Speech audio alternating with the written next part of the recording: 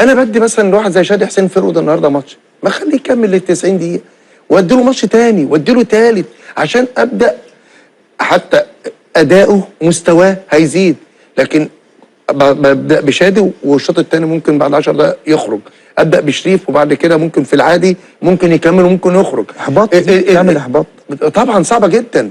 الثلاثه اللي في نص الملعب نفسي الاقيهم ثابتين او الاثنين سواء السوليه وديانج او حمدي فتحي. النهارده انت ابتديت بمروان وبعد كده بين الشوطين خرجته. كل ده يا مهيب صعب قوي، صعب قوي على اللعيب نفسه ما بقاش عارف هو اساسي ولا احتياطي. انا قلت لك قبل كده اللي في فريق النادي الاهلي حاليا اللي ممكن الثلاثه الثابتين او الاربعه يا بشير: الشناوي، عبد المنعم، وهاني، ومعلول. صح كده؟ اكيد معايا. وطاهر بقى الفتره الاخيره بقى متواجد بقى 4. الباقي مش متواجد. طيب هناك اتفاق ما بين الاهلي وسيراميكا كليوباترا على عوده محمد شكري مره اخرى للنادي الاهلي الباك ليفت. ده حقيقي. ده طبعا لمساعده علي معلول في هذه الجبهه، وعوده شادي حسين لسيراميكا.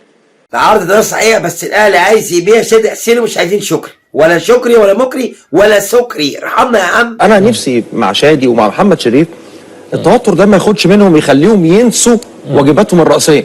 واجباتهم الرئيسيه ان هم يسجلوا اهداف، مش واجباتي الرئيسيه ان انا انزل المس والعب كره من تحت. دي حاجات كلها زياده. ويمكن دي الملاحظه اللي باخدها على شادي وباخدها على محمد شريف، ان هم اوقات بينسوا ان هم مهاجمين وبيبداوا ينزلوا لتحت، فيلمسوا كوره كتير، لكن في الاخر الفايده على المرمى بتبقى قليله جدا. فدي نقطه مهمه جدا جدا يشتغلوا عليها. والمهاجم طول ما هو شغال هيجي وقت مش تبقى موفق، وهيجي وقت ربنا هيكرمك.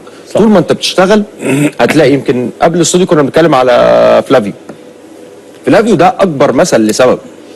فلافيو في التمرين واحد من اقوى المهاجمين اللي شفتهم في حياتي في التمرين، لكن في الدوري ما بيسجلش اهداف. نعم ان في مدير فني طبعا بيثق فيه وشايف امكانياته، فضل يديه، قعد سنه كامله، لكن في الاخر لما مشيت معاه خلاص. فده طبعا بالنسبه لشادي لعيب كويس، مهاجم كويس، يقدر يعمل ده. محمد شريف كان هداف الدوري وبيسجل على فترات. المهم الاستمراريه. تصدق وتامن بايه؟ هتصدق ان شاء الله باذن الله. عماد متعب بالجرافته اللي لابسها دي وهو في الاستوديو قد كل مهاجمين النادي الاهلي، واللي مش عاجبه يشرب من اي خراره.